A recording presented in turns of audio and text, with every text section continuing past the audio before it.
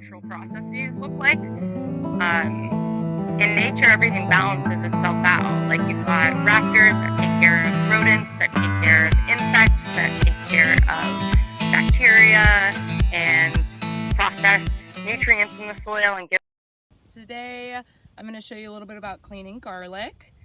We harvested our garlic 2 or 3 weeks ago, and since then we've had it laid flat on drying racks, which are made of hog metal or like hog mesh, cut into whatever size works for you. But ours are 8x4, so we can lay our drying racks on 2x4s or cinder blocks, and then pile the garlic on, then lay some more 2x4s or cinder blocks, and then put another drying rack. So I basically make like a real big stack of drying racks of garlic. Once the garlic is dried, it looks like this. If you've ever seen garlic growing in the field, it looks like an onion because it's an allium, same plant family. But like most of this is in the ground. It just sticks up and it's a straight green stalk that has leaves. And you can see the remnants of the leaves here. As garlic cures, both in the field and on the drying racks, each of these leaves become part of the paper that protects it. So when you buy a piece of garlic in the store and it looks like this, each of these papers was once a leaf. So to clean our garlic, like once we pull it out of the ground, we do very minimal cleaning over in the field because we want to keep that paper intact. But now it's all the way dry. So I'll start with cutting off my roots using snips or bypass pruners. And then I'm just gonna kind of like squeeze it off. If it was really like muddy, then maybe I would have done a little bit of cleaning before I started, or before I put it on the drying racks. But ours was not muddy because we were having a really dry summer. And after I get any of the papers that are dirty off, I'm left with either a bunch of intact papers and like a very beautiful, this one's kind of small but really cute, garlic clove, very similar to what you see in the store. And from here, I'll inspect it. Is it broken? Does it have any squishing? We grow garlic for 180 days or something in the field. We plant it in November and harvest it in October or November and harvest it in July. So that's a lot of time for lots of different things to happen. So if I'm going to give out this garlic to a CSA, I want to do a little quality control and a little cleaning. A step that you missed is how we save seed for garlic. Most of the garlics you'll see in here are around the same size. I got a big one right here. But prior to storing and curing, we sort our garlic. And so I sort by into CSA garlic and seed garlic.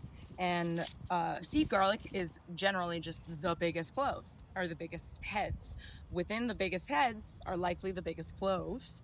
But we did also talk to a garlic guy last year, and he said that it's best to plant based on the like head size of the garlic, not the clove size. So if you get like a bunch of little cloves in here, they're still gonna have the genetics of the big cloves. They just didn't get a chance to grow because they were on the inside or whatever. So something like a big one, I'll put aside and save for seed garlic, and then I won't clean it. I'll leave the stalk on so that it lasts even longer, because you want your seed garlic to be really good quality when you put it in as well. If it's damaged, if the paper's damaged, or if it has any rot on it, then it'll immediately rot in the ground instead of sprouting. But you've seen a garlic seed before, because that's what we eat. Each of these little cloves is a seed, and we'll put that in the ground by hand in October. And like I said, 180 days later, you get garlic. So on this one now, I'm just gonna cut it, and then it's a good garlic, so I'll put it in the bin. At this point, since I've already sorted out my seed and I'm now just sorting out CSA garlic, the thing I'm really looking for is what we call B garlic. And that is garlic that is not going to store well and is not going to last as long, or that if you were a paying customer, you wouldn't want to receive as your garlic. So this is a good example. Like, this is totally edible garlic. If I pick this out of the ground and take all the paper off of it, I can eat this.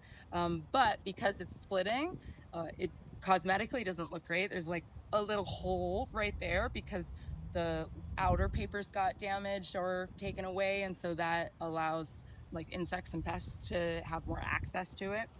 So these are some of the things we're looking for when separating out bee garlic. This one just got like one spot got maybe it got forked when we were forking in the ground to kind of pull up the garlic.